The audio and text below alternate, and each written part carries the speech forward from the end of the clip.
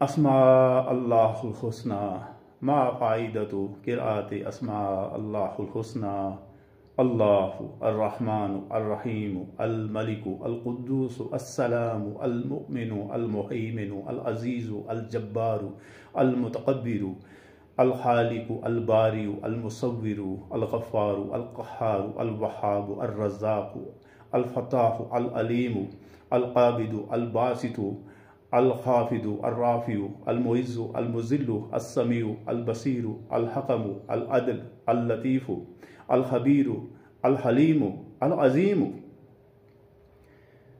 اسی طرح 99 نیمز آخر والے جو ترتیب کے حساب سے 2 نام ہیں، الرشید الصبور۔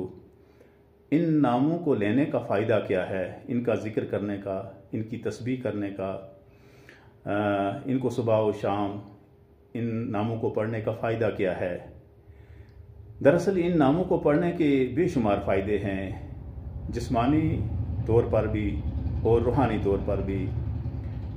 جسمانی طور پر ان کے فائدے یہ ہیں کہ اللہ تبارک و تعالیٰ نے فرمایا قرآن میں، تم مجھے یاد کرو میں تمہیں یاد کروں گا، تم میرا ذکر کرو میں تمہارا ذکر کروں گا۔ اور اللہ تبارک و تعالیٰ فرشتوں کے سامنے اس بندے یا بندی کا ذکر کرتا ہے جو کہ اس کا نام لیتے ہیں، اور پھر اس کو ہر طرح کی مصیبت سے وہ محفوظ رکھتا ہے۔ اس کے اوپر ایسا فرشتہ اس کے اوپر اس کی ڈیوٹی لگا دیتا ہے جو اس کو ہر مصیبت سے، ہر پریشانی سے محفوظ رکھتا ہے، اور پھر اس بندے کی جو زندگی ہے وہ کامیابی سے گزرتی ہے۔ اگر وہ مٹی بھی اٹھائے گا تو وہ سونا بنے گی، کیونکہ مٹی کو اٹھا کر سونا بنانے کا مطلب یہ ہے کہ وہ کوئی بھی کام کرے گا تو اس میں برکت ہوگی۔ ایسا نہیں کہ مٹی اٹھانے سے سونا بن جاتی ہے۔ ہو سکتا ہے ایسا بھی ہو کہ کچھ ایسے صاحب کشف لوگ ہوں۔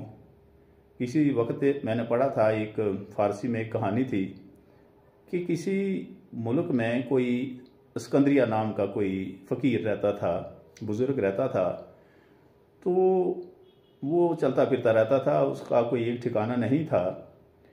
تو اس ملک میں کوئی ایک امیر آدمی تھا، بہت زیادہ امیر تھا، وہ چاہتا تھا کہ مجھے وہ آدمی ملے، وہ اسکندریہ ملے، وہ فقیر ملے تو میں اس کو کچھ پیسے دوں۔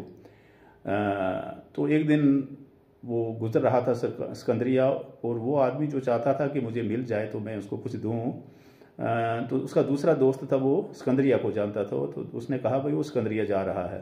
تو یہ جو آدمی اس کو ملنے کا اشتیاق رکھتا تھا یہ بھاگ کر گیا اور اس کے سامنے کھڑا ہو گیا اور کہنے لگا میں بہت دیر سے چاہتا تھا کہ آپ سے ملاقات ہو، تو آج میرے دوست نے بتایا آپ کے بارے میں تو ملاقات ہوئی، تو میں چاہتا ہوں کہ آپ کو کچھ امداد کروں۔ تو اس نے کہا کہ میں آپ کو 1,00,000 دینار دینا چاہتا ہوں، 1,00,000 دینار۔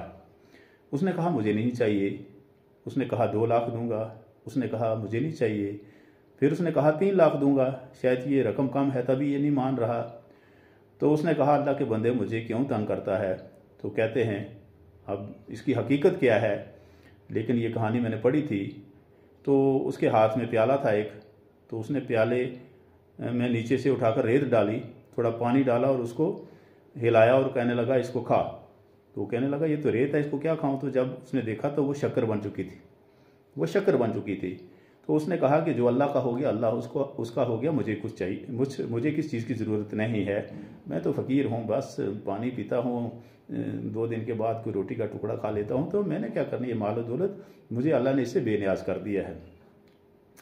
تو اللہ تبارک و تعالیٰ کے نام لینے سے ایک تو انسان بہت ساری چیزوں سے بے نیاز ہو جاتا ہے، اس کے اندر اتنی لالچ نہیں رہتی اس دنیا کی کہ میں یہ بھی جمع کروں، یہ بھی جمع کروں، یہ بھی جمع کروں۔ اس کے اندر یہ ایک احساس پیدا ہو جاتا ہے کہ میں نے اس دنیا میں زیادہ دن نہیں رہنا، اور میرے ہمیشہ رہنے کی جگہ کوئی اور ہے۔ اور اس لیے یہ ایک فائدہ اس کا بھی ہے کہ انسان لالچ چھوڑ دیتا ہے اور پھر اپنے مالک کا ذکر کرتا رہتا ہے۔ مالک کا ذکر کرنے سے ایک فائدہ یہ بھی ہے کہ بندہ اس کا شکر کرتا ہے، ایکنالج کرتا ہے کہ اے پروردگار تو نے مجھے زندگی دی، اور زندگی سے متعلق جتنی بھی چیزیں ہیں مجھے فراہم کی، مجھے آنکھیں دیکھنے کو دی، مجھے زبان بات کرنے کو دی، مجھے ہاتھ کام کرنے کو دیے، مجھے پاؤں چلنے کو دیے، مجھے دماغ سوچنے کو دیا، میرا دل مجھے محسوس کرنے کو دیا، تو نے مجھے ہر ایک چیز دی ہے۔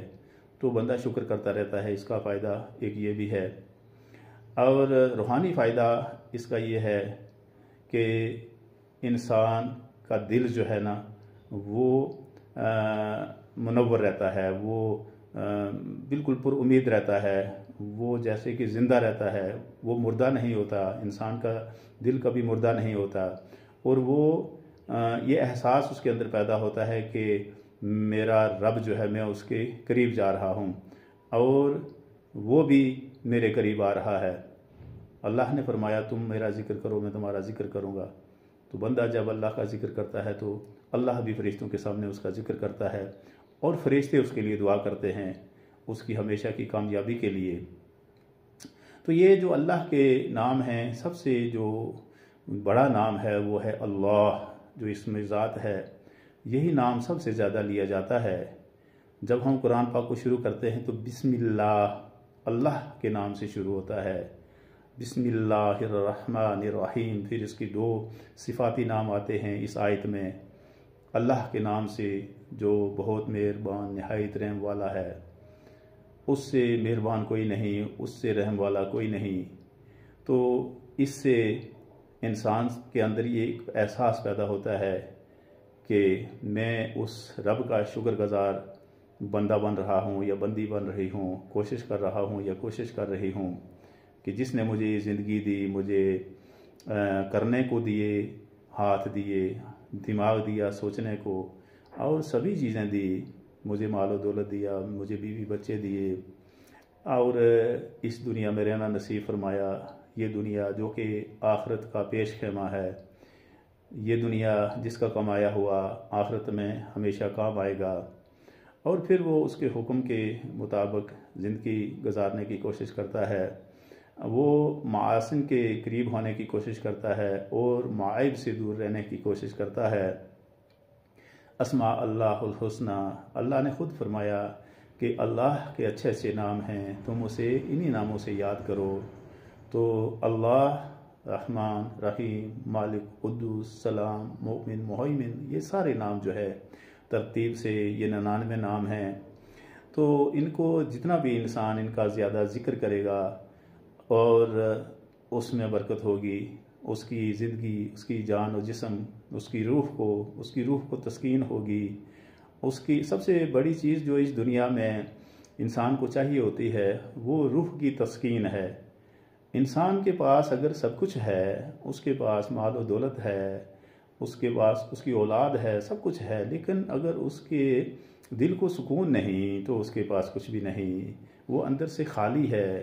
لیکن جب وہ نام لیتا ہے اس مالک کا کہ جس کی روح، اس کی روح کے ساتھ اس کا کچھ تعلق ہے، کیونکہ بار الہی نے اللہ تبارک و تعالیٰ نے انسان کو بنایا اور اس میں اپنی روح میں سے پھونکا، تو گویا وہ حضرت آدم علیہ السلام کے اندر جو روح تھی وہ تسلسل سے میرے اور آپ سب کے اندر موجود ہے، جو کہ اللہ تبارک و تعالیٰ کی روح میں سے ہے۔ من روحی، ہم نے اپنی روح میں سے پھونک دیا اس میں اور وہ انسان بن گیا۔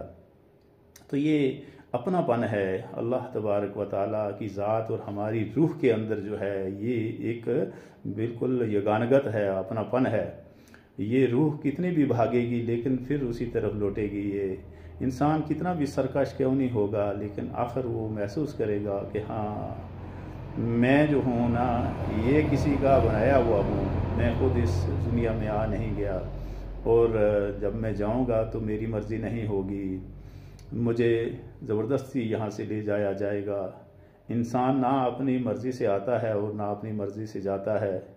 جب آتا ہے تو بالکل نومولود بچہ ہوتا ہے، اس کو کوئی عقل و سمجھ نہیں ہوتی، وہ آتے ہی روتا ہے، لیکن جب اس دنیا سے جانے لگتا ہے تب بھی روتا ہے، آنکھوں سے آنسو نکل آتے ہیں، کیونکہ اس دنیا کی یہ جو چہل پہل ہے، یہ جو چکا چوند ہے، یہ جو روشنیاں ہیں، کمکمیں ہیں، یہاں کی جو خوبصورتی ہے، یہاں کے جو رشتے ناتے ہیں، یہاں کے جو دوست احباب ہیں، یہ ان کے ساتھ جو پیار و محبت ہے اور اپنی زندگی سے جو پیار و محبت ہے یہ اس کو یہاں سے جانے کے لیے راضی نہیں کرتی، لیکن جانا ہوتا ہے، چاہے وہ راضی ہو یا نہ ہو، کوئی راضی نہیں ہوتا اس دنیا سے جانے کا۔ ہاں ہو سکتا ہے، البتہ دیکھیں، البتہ کی بات ہر جگہ آتی ہے کہ ایسے نیک بندے بھی ہوں کہ جنہوں نے اپنی زندگی میں بہت نیک اعمال کیے ہوں اور وہ چاہتے ہوں کہ اپنے مالک حقیقی سے جلدی مل جائے، ایسے لوگ بھی ہو سکتے ہیں، لیکن اکثریت لوگوں کی ایسی ہے کہ وہ اس دنیا سے جانا نہیں چاہتے، وہ اس دنیا کی زندگی کو ہمیشہ کے لیے جینا چاہتے ہیں، ہزاروں سال تک جینا چاہتے ہیں، لیکن نہیں، انسان کو قدرت نے ایسا بنایا ہے کہ یہ آہستہ آہستہ یہ کم ہونے لگتا ہے، اس کے اندر کمزوری آنے لگتی ہے، ضعف آنے لگتا ہے، اور پھر ایک وقت ایسا بھی آتا ہے کہ انسان بیٹھ کر اٹھ نہیں سکتا، اس کو دوسرے کی سہارے کی ضرورت ہوتی ہے اس کو اٹھانے کے لیے، اور پھر آخر جو نظام قدرت ہے وہ ہو کر کے ہی رہتا ہے۔ تو اللہ کے ناموں کا ذکر کرنا یہ انسان کی شخصیت کے لیے بھی اور اس کی روح کے لیے یہ بہت ہی فائدہ مند چیز ہے۔ روح کو تسکین ملتی ہے، جان کے بیچ میں جان آتی ہے، جان اگر ہے لیکن اندر سے اگر خالی ہے، اس میں اپنے رب کا ذکر نہیں، اس کا شکر نہیں، اس کے ناموں کی تسبیح نہیں اور اس کی تعریف نہیں، تو پھر یہ جو دل ہے یہ خالی ہے، اس روح کو تسکین نہیں ہوگی۔ تسکین جو ہے ذکر باری تعالیٰ میں ہے، اس کے ناموں میں ہے، اس کے ناموں کو لینے سے ہے۔